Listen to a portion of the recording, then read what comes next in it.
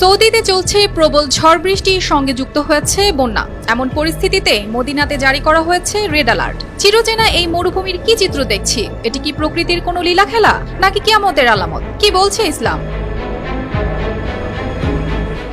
কিয়ামতের ছোট আলামতের মধ্যে অনেকগুলোই এরই মধ্যে সংঘটিত হয়ে গেছে। ছোট আলামতের মধ্যে একটি হলো পৃথিবীর চিরচেনা প্রান্তে গরম ও দাবদাহভুক্ত অঞ্চলে অতিবৃষ্টি ও তীব্র ঠান্ডা ব্যাপক হারে বেড়ে যাবে।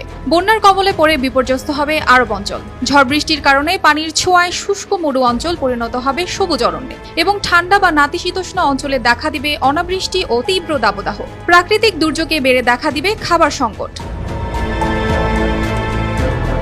চোখের সামনে কি তাই সংঘটিত হতে দেখছি? তবে হ্যাঁ, এমনই চিত্র দেখা গিয়েছে মরু অঞ্চলের আরব দেশগুলোতে। ব্যাপক বৃষ্টিপাতে বিভিন্ন স্থানে পানি জমে বন্যায় বিপর্যস্ত জনজীবন। এমন